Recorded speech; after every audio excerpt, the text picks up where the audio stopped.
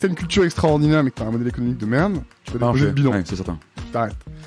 Et à l'inverse, si t'as un modèle économique immensément lucratif, mais que t'as une culture affreuse, bah t'as plus envie de venir bosser dans ta propre boîte, quoi. Salut à tous, je suis Vincent Aboyance et vous êtes sur Harmony Inside, le podcast du collectif Be Harmoniste, sur lequel j'interviewe des dirigeants qui ont réussi à allier succès business et culture entreprise exceptionnelle. Bonne écoute à tous. Salut Simon. Hello, merci de me recevoir. Bah écoute, merci à toi de me recevoir pour le coup. C'est vrai qu'on est chez nous. On est dans ton bureau, dans ton super bureau, où t'as une vue 360 sur quasiment tous les bureaux de Batch, puisque j'ai eu un super tour de tes bureaux qui sont très beaux. Et je disais justement que c'était rare d'avoir des bureaux qui soient aussi beaux et bien décorés. C'est très design, c'est très sympa. Donc, je vois que ça. En plus, vous avez dû les agrandir parce que t'as recruté pas mal de monde récemment. Ouais, on est passé très très vite de 50 à 120 là, post levée de fonds. Mais les bureaux, ouais, c'est un des éléments tangibles, des multiples éléments tangibles des sujets culturels chez Batch. Alors c'est pas le plus important, mais c'est le plus visible. Donc effectivement, on a beaucoup investi sur des bureaux pour en avoir des beaux et accueillants, c'est très réussi et fonctionnels. C'est très réussi. Alors avant qu'on rentre dans le vif du sujet de la culture de Batch, pour ceux qui te connaissent peut-être pas encore, est-ce que tu peux commencer par te présenter tout simplement? Ouais, avec grand plaisir. Je m'appelle Simon Davla, j'ai 37 ans.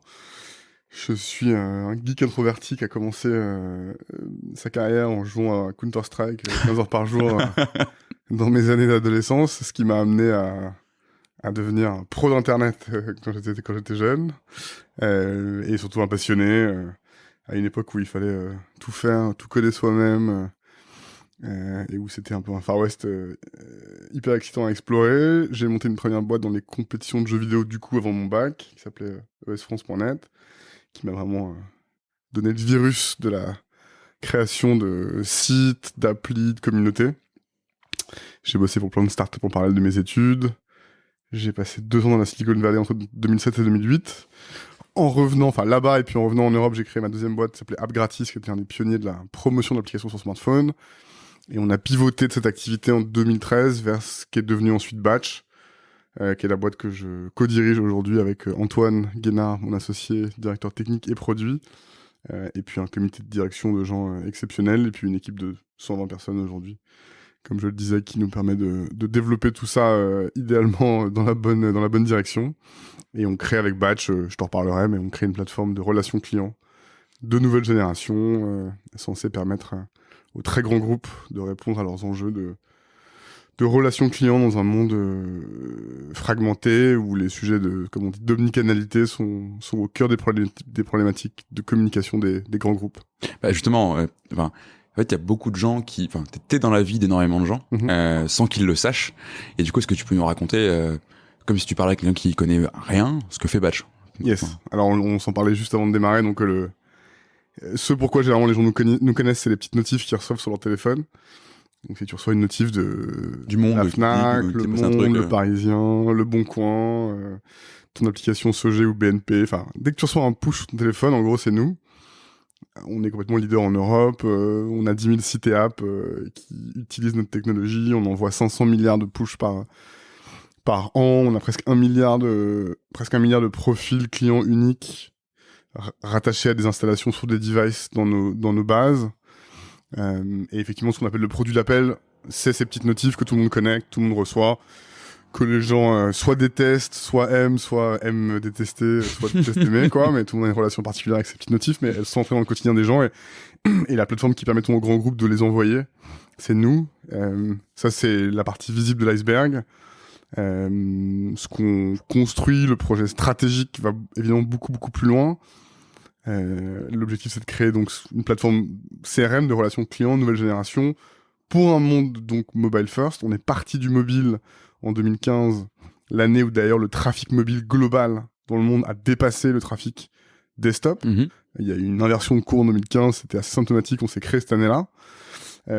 Pour pouvoir envoyer la bonne notif au bon moment à la bonne personne, on a évidemment créé une base de données marketing hyper moderne, en rupture totale avec ce que les vieilles plateformes CRM des années 2000, les Salesforce, les Adobe, les Oracle, etc. avaient créé à l'ère du web et de l'email marketing. Nous, on a créé quelque chose qui était vraiment natif mobile, qui se repose sur des SDK, donc des petits bouts de code que les grandes marques mettent dans leurs applis pour activer notre technologie. Ce qui nous permet de capter ces données, ce qu'on appelle first party, donc les données personnelles, On est les premiers à les capter en temps réel dans la chaîne de valeur. Et donc, on reconstruit pour nos clients des bases de données marketing complètes, à nouveau temps réel, qu'on leur restitue, qu'on leur met à disposition, pour pouvoir aujourd'hui créer des campagnes de push, de messaging app, éventuellement de push web, et de les envoyer à la bonne personne au bon moment.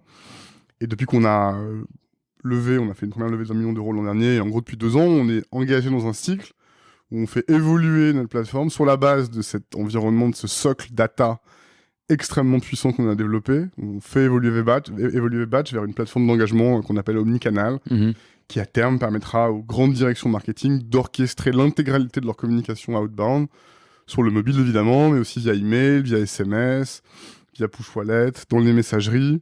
L'idée, c'est d'être complètement holistique et agnostique et de permettre aux marketeurs modernes de communiquer partout où sont leurs clients sur ce socle technologique un peu en 3 étages qu'on a construit. La plateforme data, qui est le cœur du réacteur de Batch. La plateforme d'engagement, donc qui est plutôt la partie dashboard sur laquelle nos clients se connectent pour créer des campagnes, les envoyer, les analyser. Et la partie delivery, puisqu'on a aussi une grosse partie de notre infrastructure qui est dédiée à l'acheminement de ces centaines de milliards de messages qu'on envoie par an, ce qui n'est pas un truc anodin. Et c'est une des spécificités aussi de la plateforme qu'on a construit. Donc en gros, si je suis un marketeur, si je passe par Batch, j'ai plus besoin d'avoir un outil pour gérer une campagne sur un canal, un outil pour un autre, etc. Je fais tout dans Batch avec une base de données de ouf et ça me permet de pioter et de suivre toutes mes campagnes en même temps à partir du même jeu de données, quoi. Ouais, c'est exactement ça. C'est exactement la vision de Batch. Ce qu'on appelle les value drivers de nos clients. Désolé pour le jargon, c'est ce que les clients viennent chercher. On peut jargonner. Viennent chercher chez nous, c'est une plateforme qui leur fait générer plus de business, qui leur permet d'orchestrer des expériences de communication élégantes, natives, au bon endroit, au bon moment, et une plateforme qui leur fait gagner un maximum de temps au quotidien dans, je dirais, leur vie de marketeur moderne, qui jongle entre des sujets très market d'un côté, très tech de l'autre, dans un contexte de fragmentation où il y a de plus en plus de technologies, de plus en plus d'environnements, de plus en plus d'outils. Et c'est une grande frustration de nos clients, c'est d'avoir cette fragmentation des outils de la donnée, des données qui vivent en silo entre tel et tel outil. Et un des aboutissements de Batch, c'est aussi évidemment de réconcilier un maximum d'outils au sein d'une seule et même plateforme pour simplifier la vie de ces gens-là. Oui, parce qu'effectivement, c'est une tendance que tu vois beaucoup dans la tech de manière générale. C'est que tu prends un petit bout de la chaîne de valeur et tu crées un produit dessus qui va faire très très très très très bien une seule chose. Toi, t'es complètement à rebours de ça. Enfin, c'est rare d'avoir des produits qui vont vers quelque chose de complètement holistique et englobant. Et du coup, limite, tu vas être en concurrence avec tous ces acteurs qui sont sur des verticales sur lesquelles tu te positionnes aussi, quoi. Ouais, alors oui et non. C'est-à-dire que c'est cette espèce de mouvement tectonique d'aller d'une proposition de valeur hyper spécialisée vers une proposition de valeur plus généraliste et parfois de faire le chemin à l'envers aussi. C'est des cycles qui sont assez classiques. Nous-mêmes, d'ailleurs, si tu regardes les 7 années de l'historique de la boîte, on a commencé comme des hyper spécialistes. Il se trouve que ce faisant, on a développé des fondamentaux technologiques qui nous permettent de facilement devenir des généralistes et donc de remonter la chaîne de valeur tout en répondant à des problématiques, des frustrations de nos clients. Et donc, de ce point de vue-là, on fait le chemin d'un spécialiste vers un généraliste. T'as les plateformes généralistes qui, à un moment donné, décident de couper une grande partie de leurs activités et de se recentrer sur celles qu'elles maîtrisent le mieux et qui sont les plus rentables pour elles. Donc, je dirais que ces chemins de spécialiste vers généraliste et généraliste vers spécialiste, ils sont quand même assez classiques. Et toutes les boîtes, à un moment donné, d'une certaine manière, suivent l'un ou l'autre de ces chemins, je pense. Et justement, tu te crées en 2015, tu autofinances la boîte jusqu'en 2021, donc tu lèves 20 millions d'euros. Et pourquoi ce choix de changer complètement de modèle de développement? Parce que tu peux avoir une culture du bootstrap qui est assez forte aussi, tu vois. Enfin, ça dit des choses de ta culture de boîte, de ta manière de faire les choses, et quand tu lèves des fonds, ça change complètement ta manière de procéder, quoi. Écoute, c'est une super question, il y a plein d'éléments de réponse différents à ça, mais je pense que tu sois autofinancé ou que tu aies levé des fonds, si tu as été autofinancé pendant longtemps, tu gardes quand même des bonnes valeurs de ça qui marquent ta culture, d'excellence opérationnelle, d'attachement au produit, d'attachement à la rentabilité du business, d'attachement à la relation client. Enfin, le fait d'avoir été autofinancé aussi longtemps, en plus sur un modèle de boîte quand même hyper gourmand, en sujet sales d'un côté, en sujet tech de l'autre, fait que c'est assez rare, quoi. Sur un cheminement classique, on aurait probablement dû lever des fonds plus tôt. C'est parce qu'on était parti avec une mise de départ et pivoter d'une autre activité qu'on a pu le faire. Mais je dirais que l'ADN de boîte ayant longtemps été autofinancé continue à transparaître dans dans les valeurs d'excellence opérationnelle et technologique qu'on a chez nous, ça c'est certain.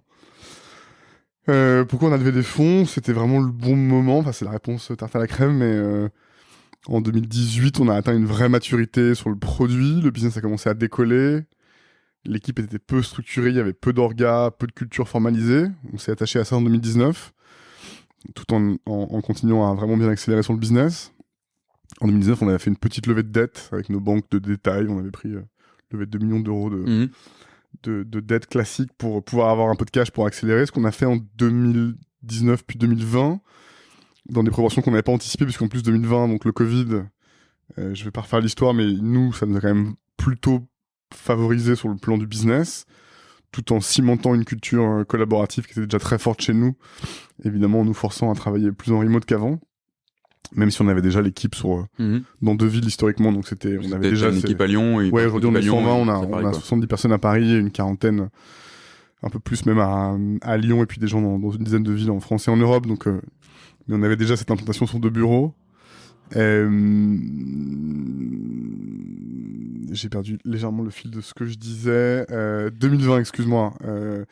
Le Covid a remis beaucoup de grands acteurs corporate qui avaient un petit peu négligé leurs enjeux de communication au sein de leurs applications mobiles. Ça les a remis sur le marché pour un outil comme Batch, en se disant, en fait, on a des apps mobiles qui sont téléchargées par des centaines ou millions de personnes. On n'est pas très actif sur l'animation de ces applications-là, qui sont quand même le cœur de notre relation client aujourd'hui. Vite, lancement d'un appel d'offres. Donc 2020, énorme année de business, ce qui a évidemment beaucoup accéléré les choses. Et on était constamment, je dirais, depuis au moins un an et demi, sollicité par des fonds tout le temps. Enfin, on recevait... Oui, dès que t'as une boîte qui commence à marcher... 2-3 demandes entrantes par semaine. Et donc on s'est dit début 2021, fin 2020, début 2021, que c'était le bon moment. Là maintenant, on avait un tas là. On était à ce moment-là une cinquantaine dans la boîte. On avait dépassé les millions d'euros d'ARR récurrents. On avait signé des très grands clients. Les stats d'engagement et de trafic de la boîte étaient déjà massives. Et donc on s'est dit, bah là, c'est le moment d'y aller, dans des bonnes conditions, de lever de l'argent pour accélérer. Moi, j'ai aucun parti pris d'ayatollah, ni sur l'autofinancement, ni sur le fait de lever des fonds. Les deux sont 2 approches différentes, complémentaires. Donc c'était le bon moment. On a eu la chance d'avoir beaucoup de sollicitations et de choix. On a mis en place un processus début 2021. On a parlé à une cinquantaine de fonds du coup en Europe. On a eu 7 ou 8 term sheets, donc propositions fermes d'investissement. Et on a sélectionné 2 fonds très complémentaires. Notre fonds lead, qui est un fonds anglo-saxon, basé à Londres, qui s'appelle Expedition Growth Capital, qui a mis 2 tiers des 20 millions. Qu'on a complété avec un fonds d'investissement français, Orange Capital, Orange Ventures, qui a mis un tiers de la levée. Et voilà, c'était au bon moment pour les bonnes raisons, pour investir sur les 3 axes principaux chez nous, que sont l'orga, la culture, sujet prioritaire, principal, le produit, l'expansion de notre plateforme vers un modèle toujours plus holistique, comme je te l'ai décrit succinctement, et la dimension internationale. Aujourd'hui, on a des clients dans une quinzaine de pays. La France reste notre pays principal, néanmoins l'Allemagne se développe hyper bien. On a maintenant une patronne de l'Allemagne, Anne Marjolaine, qui dirige une équipe de 12 personnes, de gens tous allemands ou binationaux. On a une trentaine de gros clients en Allemagne maintenant, des e-commerçants, des médias, des instituts, des clubs de foot. Et c'est pas un pays facile pour se lancer Alors nous, c'est un pays plutôt facile. Ok, parce que j'entends beaucoup d'histoires d'entrepreneurs qui ont voulu se lancer en Allemagne et qui se sont plantés pour des raisons qu'ils ne comprennent pas toujours, quoi. Nous, c'est un pays plutôt facile, non pas parce qu'on est très fort, mais peut-être aussi. Hein. Non, mais je dirais que l'acheteur de logiciels allemand est beaucoup plus factuel dans son appréciation de ce que tu lui proposes, beaucoup plus organisé. Je vais malgré moi, probablement mettre sur la table quelques clichés un peu éculés, mais beaucoup plus franc dans sa communication. Et tant que c'est oui, et si à un moment donné c'est non, c'est non. Mais tant que c'est oui, c'est oui. Et donc l'acheteur allemand a tendance à mettre en place une checklist dès le début de la conversation, très carrée. Et si tu la suis, si tu sais dire oui à toutes les questions en amenant des réponses factuelles, concrètes, tu finis par gagner le client. Et comme nous, on a historiquement une boîte qui est très tech, très processée, avec un produit qui par essence s'intègre très profondément dans les infrastructures techniques de nos clients, avec tout un environnement d'enjeux, de données, de sécurisation, de flux de données perso, de cycle de déploiement, d'impact de notre techno dans les environnements de prod de nos clients. On a une organisation interne qui, par essence, est parfaitement adaptée à la manière dont les acheteurs de logiciels les plus exigeants et les plus organisés, notamment les Allemands, fonctionnent. Et donc, je dirais qu'on a intrinsèquement des vraies cartes à jouer. Ça nous aide beaucoup. Et tu partages les valeurs dont tu parlais tout à l'heure, typiquement l'excellence opérationnelle, ton exigence sur la tech, etc. C'est des choses que tu as mis en place très tôt chez Batch et qui aujourd'hui te servent à trouver ces clients-là, quoi. Mais ça, on n'avait pas le choix de façon de ne pas les mettre en place, sachant que, tu vois, une fois de plus, la manière dont notre technologie fonctionne, c'est que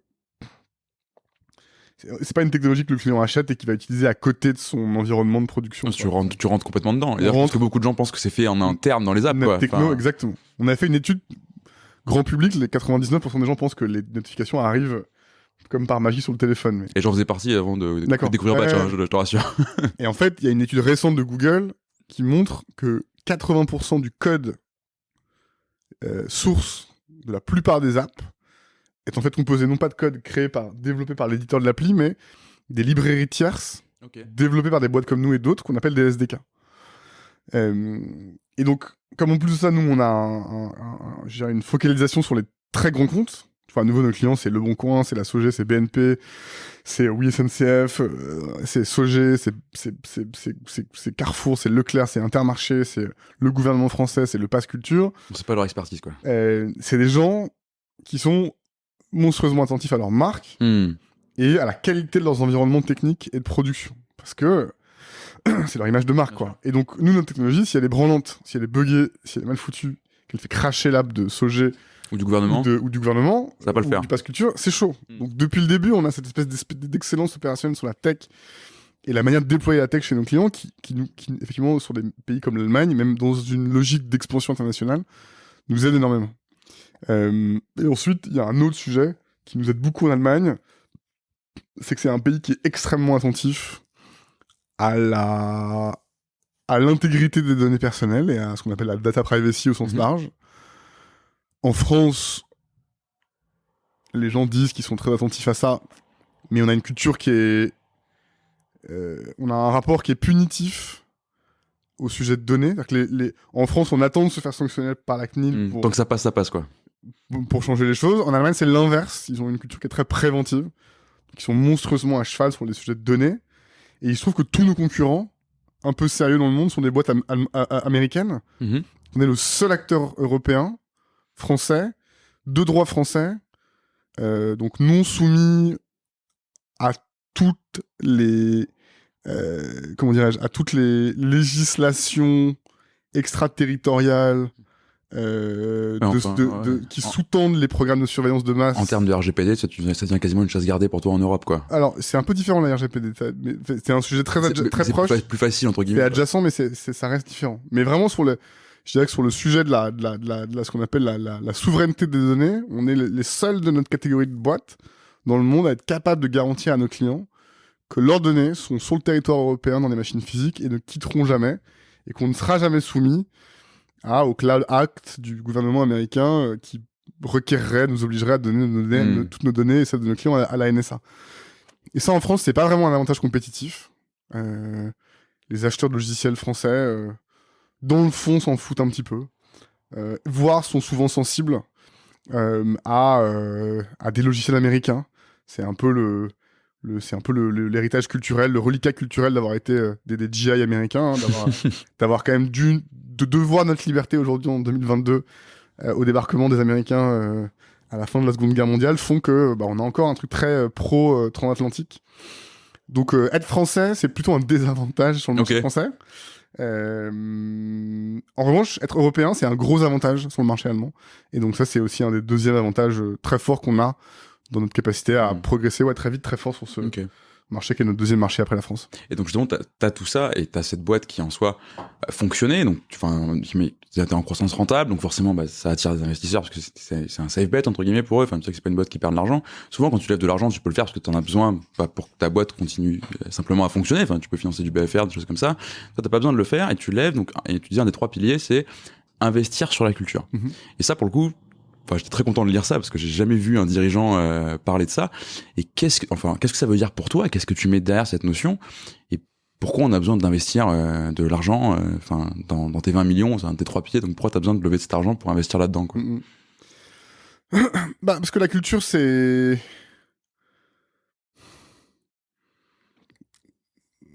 un vaste sujet.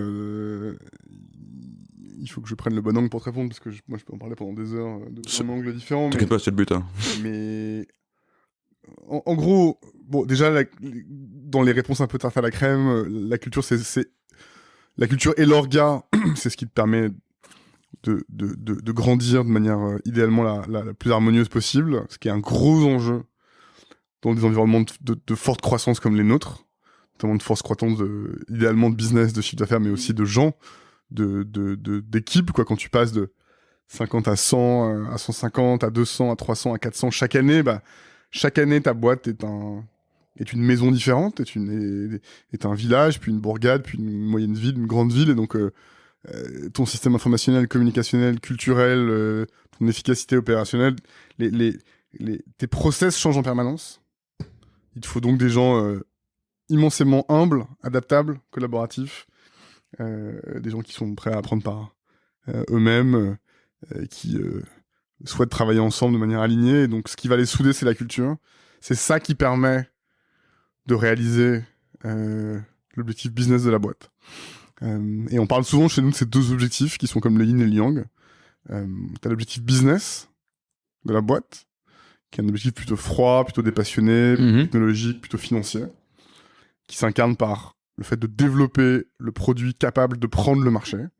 Il faut qu'on puisse développer ce produit-là, qui va répondre aux problématiques du marché, être diffusé aux acheteurs et finir par conquérir une position. Et pour faire ça, il faut une équipe la plus motivée, alignée, forte, engagée. Et ça, c'est l'objectif culturel de la boîte. Et ces 2 objectifs qui n'ont rien à voir. L'objectif business, c'est un objectif de domination d'un marché. C'est un objectif de guerre économique. De conquête, ouais. Disons les choses telles qu'elles sont. L'objectif culturel, c'est un objectif beaucoup plus aspirationnel, de créer un environnement où les gens sont heureux, sont challengés, grandissent, se dépassent, font des carrières, ont l'impression de se réaliser, ont de l'impact, et prennent suffisamment de plaisir à le faire pour créer un environnement où toi-même, en tant que cofondateur de cette boîte, 10 ans plus tard, 20 ans plus tard, t'es content d'arriver le matin et tu te dis j'ai un impact sur les gens, à mon niveau, hein, j'ai un impact sur les gens, sur la société, sur un tout plus grand qui me dépasse, qui est plus positif que négatif. Et ces 2 objectifs-là, c'est 2 objectifs qui n'ont rien à voir, complètement différents, mais en même temps complètement consubstantiels. C'est-à-dire que si t'as une culture extraordinaire mais que t'as un modèle économique de merde, tu vas déposer le bilan. Ouais, c'est certain. Tu t'arrêtes. Et à l'inverse, si t'as un modèle économique immensément lucratif, mais que t'as une culture affreuse, t'as plus envie de venir bosser dans ta propre boîte, quoi. Et je t'arrête, je te demande là-dessus, ça a été quoi ton cheminement pour en arriver là? Parce que, tu vois, typiquement, quand t'es un jeune entrepreneur, t'as envie c'est l'objectif économique qui prime, quoi. T'as envie de trouver ton modèle d'affaires, t'as envie de vendre le truc, etc. Non, mais malheureusement, je suis plus si jeune. Oui, non, mais bien sûr. Mais tu vois, on a souvent tendance à voir l'entrepreneuriat par le prisme du business et beaucoup moins ou moins tôt, je sais pas, par le prisme d'avoir un impact sur les gens qui sont autour de toi et de créer cet environnement-là. On a mis longtemps à le réaliser. Je vais pas te mentir. Et ça t'est venu d'où ces réflexions? Ça m'est venu il y a eu une petite crise en 2018 où typiquement le business cartonnait, on avait un produit déjà incroyable à l'époque, on gagnait plein de très gros appels d'offres et on s'était vraiment préoccupé de créer un produit technologique incroyable, mais on a complètement négligé de créer le produit humain, quoi, la structure, l'orga, la culture. Et donc on avait des gens qui démissionnaient, qui étaient frustrés, l'ambiance était mauvaise, on s'engueulait, nous-mêmes on n'arrivait pas à comprendre pourquoi on faisait mal les choses. Et on s'est fait aider, on s'est fait coacher en début 2019 pour surmonter ça. Ça a été une vraie épiphanie, quoi, de réaliser qu'en fait, jusqu'à 15-20, avec que des gens très missionnaires, avec une proximité totale des cofondateurs et un truc où, en gros, la culture, c'était, il fallait qu'on survive, quoi. Ça tient. Mais dès que tu grandis, en fait, ça tient plus. Et le lion de tout ça, l'alignement, et l'équation qui permet aussi aux gens de se dépasser et de grandir, c'est la culture, quoi. Donc, moi, il y a eu un moment d'épiphanie qui a été aussi, je pense, assez concomitant avec une certaine forme de maturité, d'âge, d'expérience, où on a réalisé que c'était une grande partie de notre vie, ce qu'on faisait aussi. Quand tu montes des boîtes, t'as 25 ans, ce que j'ai été aussi... t'es toujours un peu plus court-termiste, quoi. Tu te dis, je fais une boîte, je lève des fonds, je vais la vendre, je me fais de la thune. Tout ça n'est qu'une équation attends, fini, j'y suis pour 5 ans. On se raconte, entrepreneur, tu te racontes beaucoup d'histoires dans ta tête. Tu te dis, allez, j'en ai encore pour 2 ans, allez, j'en ai encore pour 3 ans. Bon, ça, et on est sorti de ce paradigme-là, on est beaucoup plus dans le long terme d'un côté et l'instant de l'autre. Et on réalise qu'en fait, sa boîte, c'est comme son lit, quoi. On y passe la moitié de sa vie. Oui, en fait, t'es toujours pour 10-20 ans encore. Et donc, en fait, Donc, en fait, ces sujets de culture, c'est pas un gimmick marketing avec 2 tables de ping-pong et 3 valeurs au mur, quoi. Il faut que ce soit central. Je confirme, il n'y a pas de valeur avec le mur, toi. Il faut que ce soit central, il faut que ce soit un vrai projet d'entreprise et collectif, et pas juste une petite fonction support qu'on active juste quand ça va mal et qu'on veut se cacher derrière une bannière idéologique, quoi. Et donc, c'est difficile à faire. Bah, parce qu'évidemment, t'as le business, t'as les enjeux, on reste une toute petite boîte, chaque client, on va le chercher avec les dents, chaque échec est vécu dans nos chairs, mais ouais, on a eu cette épiphanie il y a 3-4 ans que c'était vraiment un truc essentiel. Et donc le fait de lever des fonds et de mettre ça au centre, c'est que la culture, c'est pas un truc qui se fait tout seul. La culture, c'est les gens, et pour que la culture avance, il faut des gens qui s'occupent des gens au sens large. Et donc il faut des moyens humains, organisationnels, il faut des teams qui bossent sur la culture, sur les sujets transverses, dont parfois les temporalités dépassent celles du simple quarter. Il faut des moyens, tu vois, un des grands projets culturels un peu identifiés qu'on a attaqué chez nous très tôt, c'était les sujets de parentalité. Avec cette espèce de conviction qu'il fallait que les jeunes parents en général, les femmes en particulier, aient pas à choisir entre leur carrière et leur vie perso, que ils et elles puissent faire les deux en même temps, de front. Donc on a beaucoup investi sur des congés second conjoints étendus, un programme de place en crèche qui nous coûte une fortune, mais c'est très bien parce que du coup ça matérialise. C'est concret, c'est concret, mais du coup il faut le financer. Des horaires aménagés, le matin et le soir, pas de meeting pour que les gens puissent déposer et récupérer leurs enfants à la crèche, des groupes d'entraide entre parents. On réfléchit à plein d'autres initiatives autour de ça. Bon, c'est des initiatives qui doivent pouvoir être financées parce que tu prends du temps, tu prends des moyens. Donc c'est un exemple parmi 100 chez nous, mais ça c'en est un sur lequel on a fait vaguement bien les choses. Et donc il faut des gens pour le faire de manière intentionnelle et obsessionnelle, le penser. Il faut des gens pour l'exécuter. Il faut des moyens pour le mettre en œuvre. Et donc ça nécessite de pouvoir y dédier des investissements conséquents. Donc ça nous semble être un bon projet central, sachant qu'on ne le fait pas de manière altruiste. Ça coûte, mais ça rapporte aussi. Je pense que ça rapporte énormément. Bien sûr. Je pense que l'équation chez nous, c'est culture égale confiance et confiance égale performance. On a une équation, framework culturel qui est centré autour de comment est-ce qu'on crée de la confiance via une approche systématique de créer de la sécurité psychologique à tous les niveaux, en recensant tous les sujets petits et grands qui inquiètent les gens. Ça va de la mission, de l'impact de la boîte sur la société et le tissu économique jusqu'à la qualité du matos que je vais avoir pour bosser au quotidien. Donc, des sujets... Il y a une notion de cohérence à 360 degrés qui est hyper importante. Ouais. Tu peux pas dire on est excellent. C'est Apple qui s'est fait taper dessus par ses employés. Je sais pas si tu as suivi ça ou pas. Tu sais, ils ont voulu les faire revenir au bureau, et en gros, les employés ont écrit une lettre qui a tourné un peu partout en disant, en fait, on dit au monde que nos produits sont les meilleurs et on n'est pas foutu de les utiliser pour travailler à distance, quoi. Et ce genre d'incohérence te démolit une boîte, quoi. Enfin, bon, Apple s'en remettra, hein. Les sujets, la culture, c'est toujours mis à l'épreuve. La culture, c'est aussi, il faut toujours c'était quoi, je crois que c'est la formule générale Patton, c'était aucun plan ne résiste à l'épreuve du réel, à l'épreuve du champ de bataille, quoi. Mais la culture, c'est intéressant parce que tu travailles dessus pendant longtemps, tu t'en enorgueillis, tu l'utilises comme argument marketing, comme outil d'engagement, comme outil d'alignement. C'est un super outil. Et puis il y a des moments où elle va être testée, quoi. Elle va être mise à mal par des événements externes, internes, par des des erreurs de leadership, des retournements de fortune, et c'est là où tu vois si ta culture est forte ou si elle c'est ce qui te reste à ce moment-là, quoi. Grave, si elle est bien incarnée ou pas.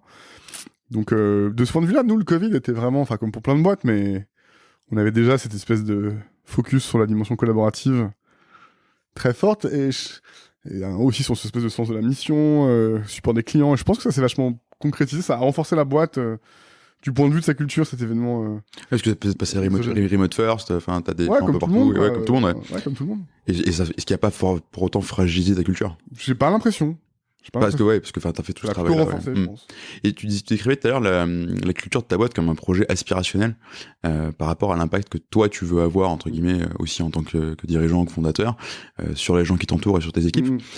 Du coup, ça m'inspire en gros 2 questions. Pas obligé de répondre aux 2 en même temps, mais c'est quoi, vers quoi tu veux tendre en termes de culture pour Batch, et comment est-ce que tu fais pour transformer une culture, pour l'amener d'un point A à un point B que toi tu imagines, parce qu'on peut aussi voir la culture comme en gros quelque chose qui est émanant, tu vois, ça vient des équipes, et de fait elle existe telle quelle, et le fait de vouloir la projeter sur quelque chose qu'elle n'est pas peut être difficile, quoi.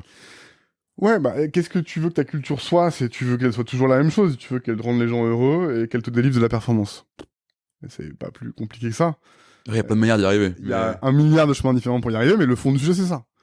Tu veux des gens qui, quand ils sont pas sous ton regard immédiat, avec leurs amis, avec leur famille, avec des clients, 10 ans off, ah, cette boîte, elle est incroyable, je suis tellement content, je m'éclate, ce que je fais, c'est génial, tu vois.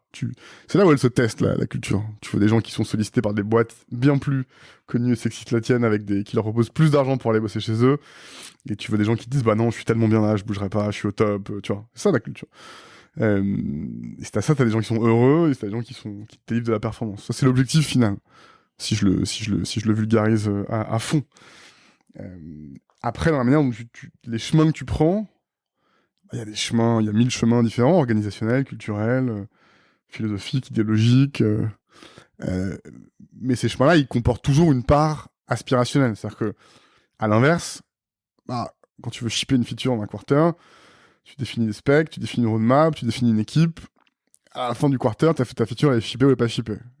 Et toi, tu construis ta culture comme tu construis ton produit. Non, c'est pas du tout. Enfin, on pourrait dire ça, mais quand tu décides, quand tu lances un chantier culturel, parce que les chantiers culturels, à nouveau, leur aboutissement, c'est de générer des comportements chez les gens, que j'ai décrit juste avant. Et les gens de ton équipe, tu peux les encourager, les influencer, leur montrer la direction, tu peux contextualiser, mais tu peux pas les forcer à être heureux, tu vas les forcer à être performants. Non, ça. Donc, ouais. Nécessairement, quand tu parles, quand tu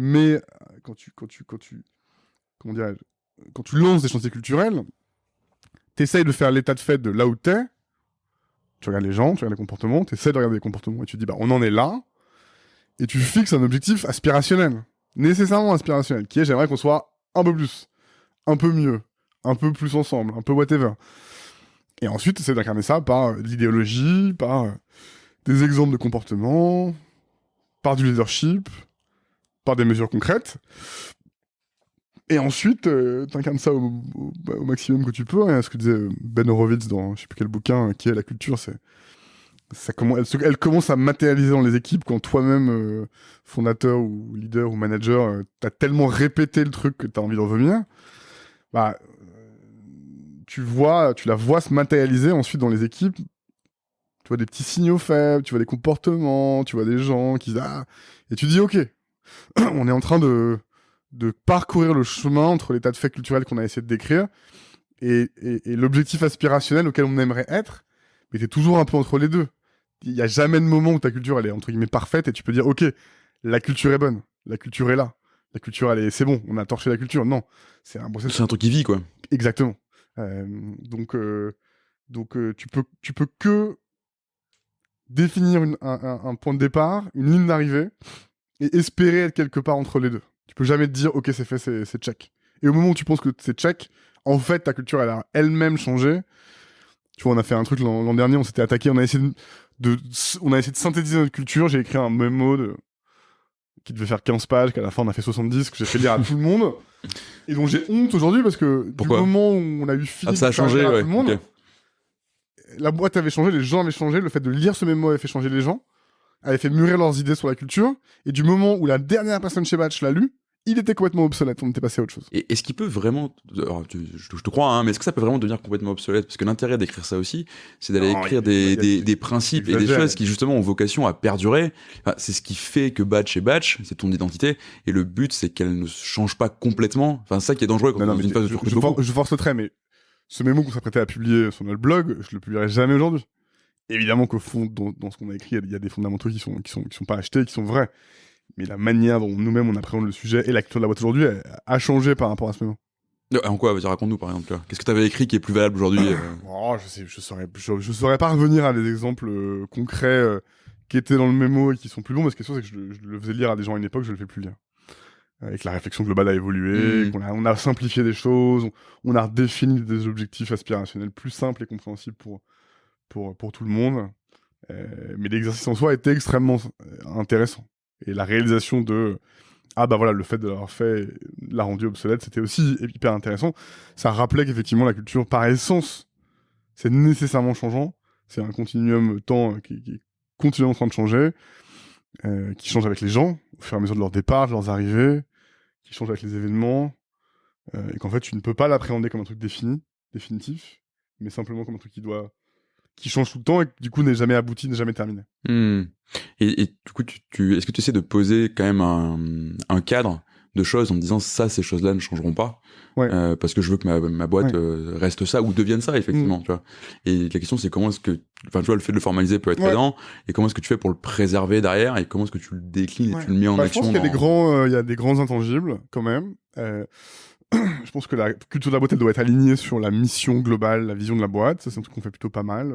On est plutôt bon maintenant pour communiquer à tout le monde quelle est la mission, la vision de la boîte, où est-ce qu'on va, pourquoi on le fait, qu'est-ce qu'on révolutionne sur ce marché, qui sont les gens dont on change la vie grâce à notre produit.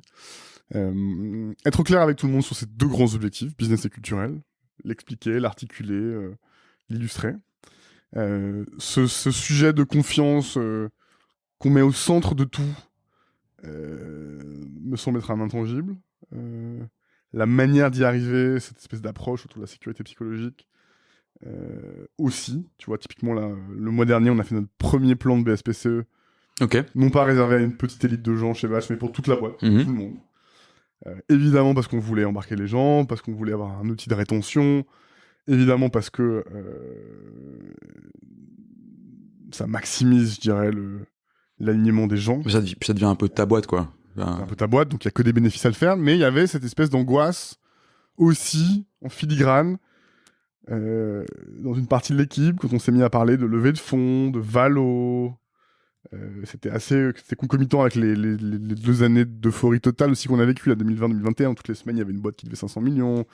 Oui, complètement. C'était concomitant avec toute la première génération des millionnaires de la French Tech, tu vois, les employés des grosses scale-up qui vendaient leur part, qui partaient chacun avec 100, 200 000, 300 000, 500 000 balles, qui vraiment s'enrichissaient.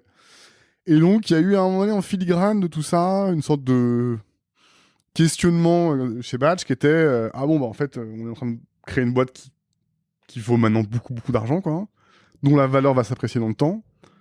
Tu vois, maintenant, la valo de Batch, ça se compte quasiment en valo, je dirais, de marché en dizaines, voire centaines de millions d'euros, quoi. Donc ça commence à être significatif. Et on est encore une petite boîte, on est 120, et donc la question qui a commencé à apparaître, mais sur des signaux faibles, c'était, si un jour on est...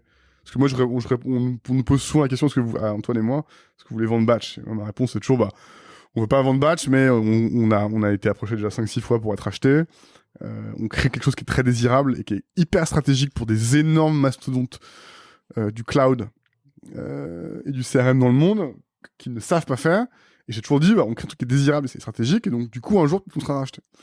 Et donc en filigrane, c'était, est-ce qu'un jour la boîte est rachetée 1 milliard par Salesforce?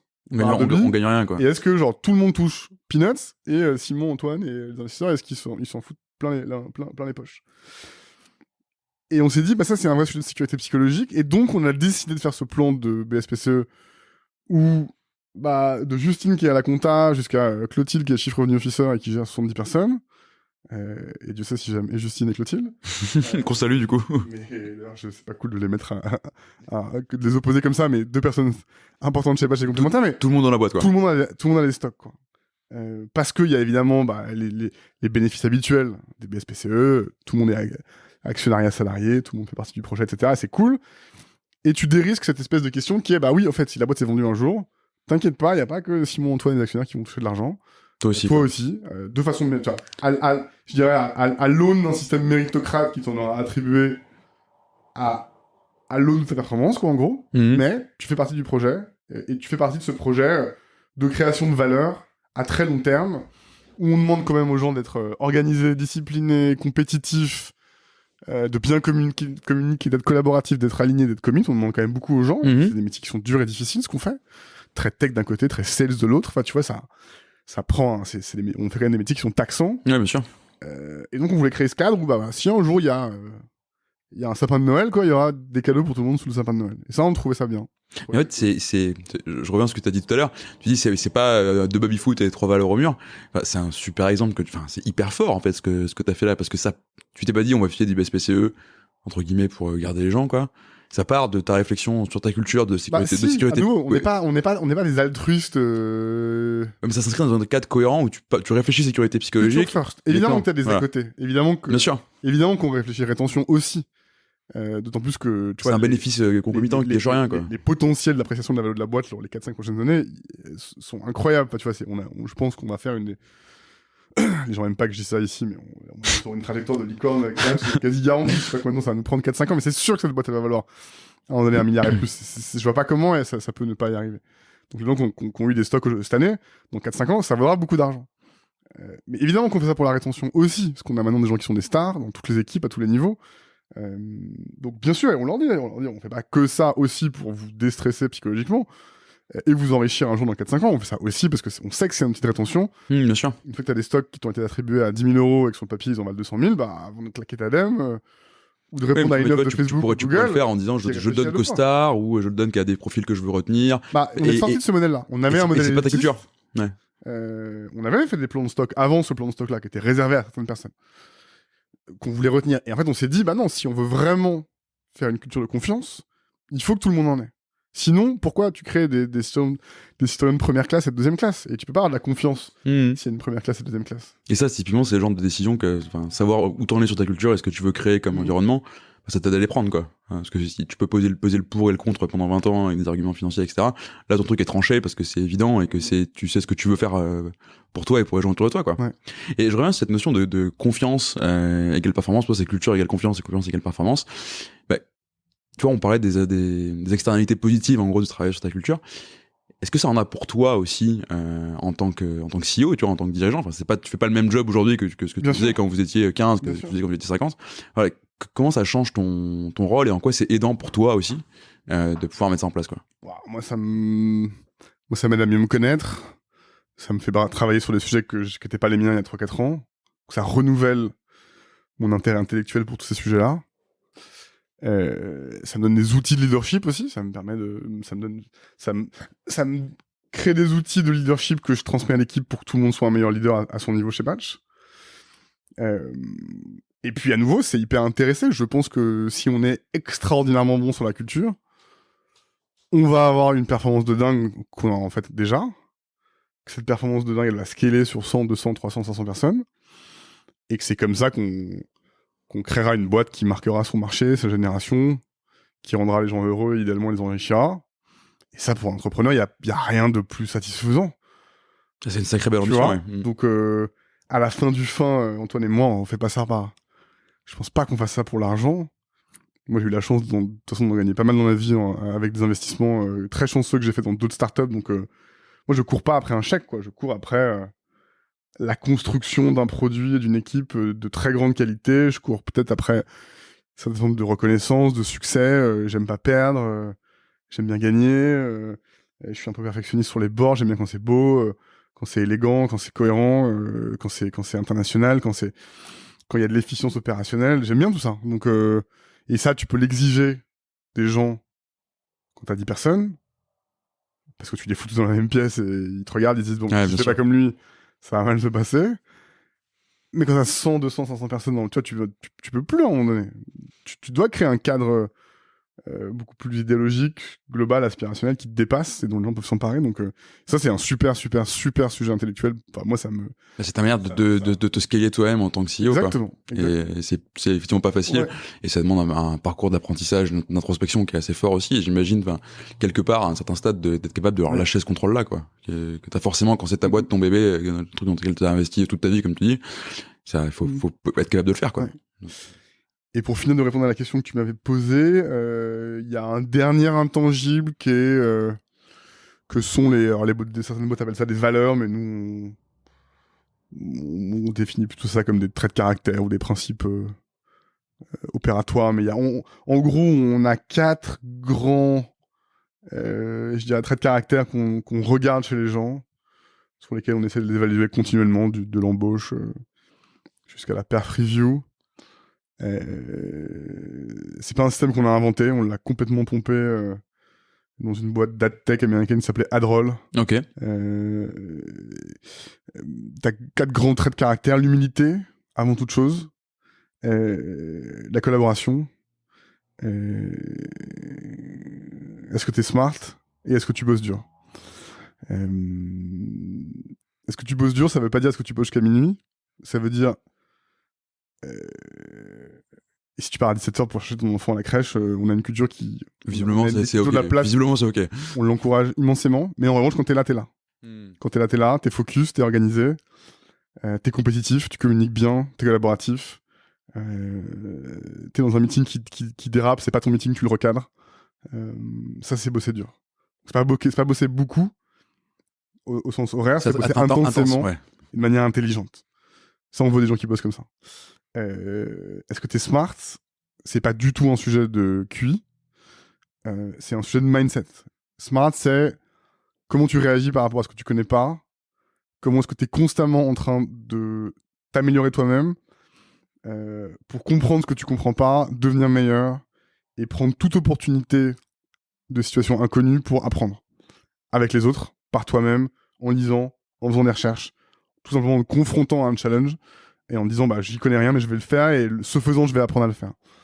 Ça pour nous c'est être smart. Ça c'est on cherche cette qualité là qui n'a rien à voir avec le QI chez tous les gens avec qui on bosse. L'humilité c'est un truc qui est très très fort chez nous, qu'on essaye de on est intransigeant sur ce critère là. L'humilité c'est une posture, c'est une manière de gagner, c'est une manière de faire venir les gens les plus smart et humbles à nous. Si t'es arrogant, les gens veulent que tu te plantes. Si t'es humble, les gens veulent que tu réussisses. Ça fonctionne à tous les niveaux. Et tous les gens chez Batch qui ont fait preuve d'arrogance, on leur a demandé de partir. Parce que t'es pas dans le cadre, quoi. Parce que c'est clairement pas... et l'arrogance, c'est 1000 choses différentes. Et je suis le premier à avoir d'ailleurs pu être arrogant à plein de moments de ma carrière. Donc je sais ce que c'est que d'être arrogant, puisque je l'ai été plein de fois. Mais l'humilité, c'est vraiment un truc sur lequel on insiste beaucoup, qui est très lié aussi à notre historique autofinancé, au revers de fortune très fort qu'on a connu dans le passé avec la précédente boîte avant Batch.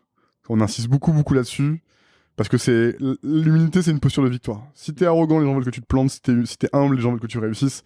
Mais ça marche pour redécorer des bureaux comme conquérir un marché qui pèse des dizaines de milliards d'euros, quoi. Et enfin la collaboration. Et la collaboration, c'est vraiment un truc qui est très très fort chez nous pour le coup, qui était déjà là. Et la collaboration, c'est pas juste être avec d'autres personnes pour faire un truc.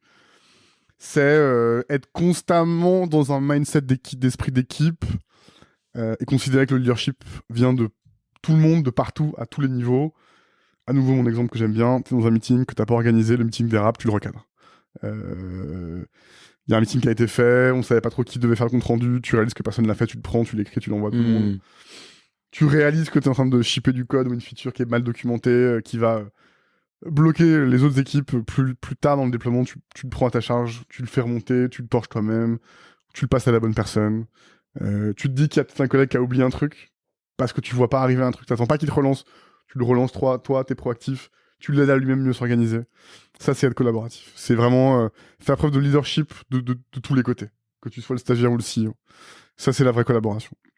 Et ce système-là, collaboratif, humble, smart et hardworking, travailler dur, il est génial parce qu'ils fonctionnent de manière holistique. Tu veux évidemment ces 4 qualités, mais tu veux surtout les avoir ensemble. Si t'as des gens qui sont smart et arrogants et hyper hardworking, qui sont pas humbles, pas collaboratifs, ils sont pas dans la culture. Tu les sors. Ouais, t'as écrit ta définition de la performance. Ils peuvent pas être en succès chez Batch, exactement. Si t'as des gens qui sont extrêmement humbles, extrêmement collaboratifs, ni smart ni hardworking, pareil, t'es obligé de leur dire, écoute, je t'adore, mais t'es un mec sympa, mais ça va pas fonctionner chez Batch, quoi, tu vois. Et donc ce framework-là, il est vraiment... Et d'ailleurs, rétrospectivement, si on regarde toutes les personnes qui sont parties de chez Batch ces 3 dernières années, à l'exception de 2-3...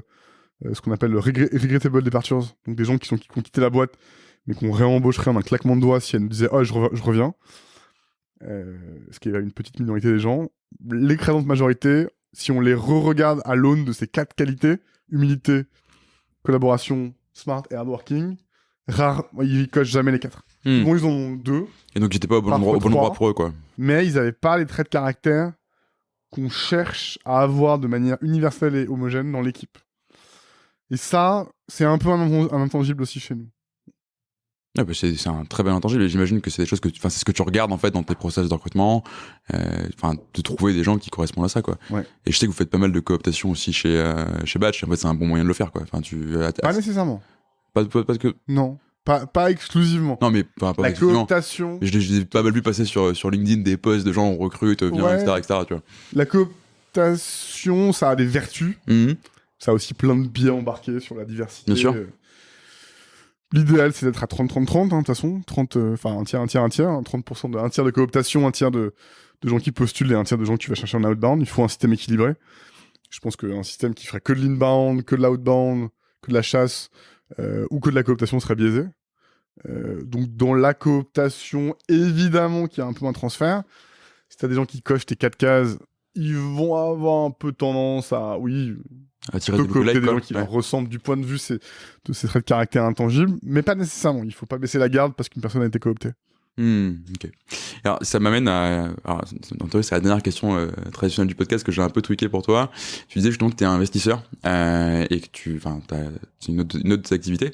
Bah, est-ce que tu regardes la culture des boîtes quand tu investis et c'est quoi le conseil que tu donnerais à un entrepreneur, un primo-entrepreneur peut-être d'une boîte dans laquelle tu investirais qui aurait pas pris le temps ou qui hésiterait à prendre le temps de travailler sur sa culture aussi en plus de son objectif business que tu as nécessairement?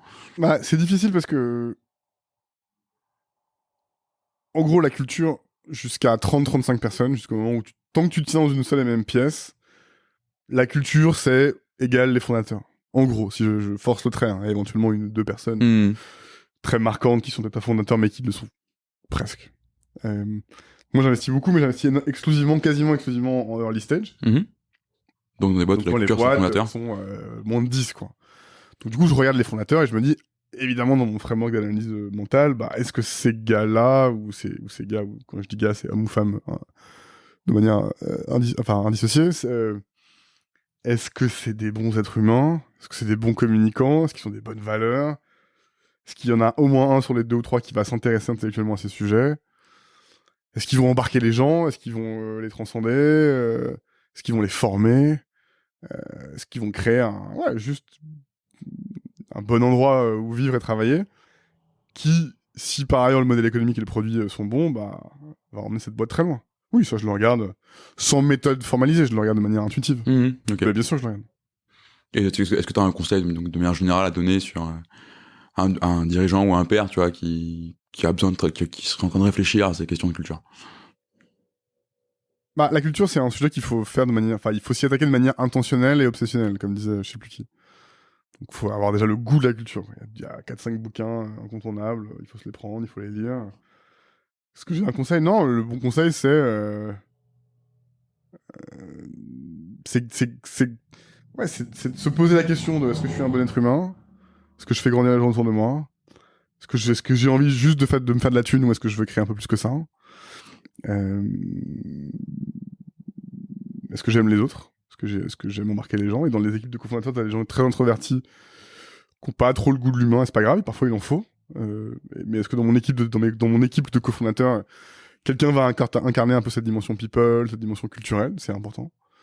Je vois souvent passer des équipes de gens très forte techniquement, mais t'as pas envie de bosser avec aucun des trois, quoi. Donc d'être objectif sur ses forces et faiblesses et qui on est. Est-ce que... Ouais, de donner envie, quoi, tout simplement. Et peut-être, à nouveau, juste de revenir à ces 4 valeurs qui sont bonnes, quoi. Mais non, j'ai pas de conseils concrets. C'est déjà pas mal, hein. De toute façon, sachant qu'au début, c'est très contre-intuitif. Moi, souvent, je dis aux jeunes fondateurs, préoccupez-vous de votre culture le plus tôt possible, mais en vrai, jusqu'à 30-35, ta culture, c'est juste ce que tu fais, comment t'es, qui t'es au bureau, ce que tu dis, les réflexions, l'attention que tu donnes aux gens, la clarté de ta capacité à articuler la mission, la vision, la manière dont tu communiques, dont tu collabores, enfin, c'est juste qui t'es toi, ta culture, jusqu'à 30-35. Donc, ouais, connais-toi toi-même, quoi. Demande du feedback au-dessus de toi, en dessous de toi, à côté de toi, challenge toi-même, essaie de comprendre qui t'es et comment t'es perçu, parce que tout ça définira ta culture. Bah écoute, merci beaucoup Simon, je trouve que ce soit le mot de la fin. Eh ben génial, merci à toi. Merci et puis à très bientôt. Yes, merci, à très vite, à plus, ciao. Salut.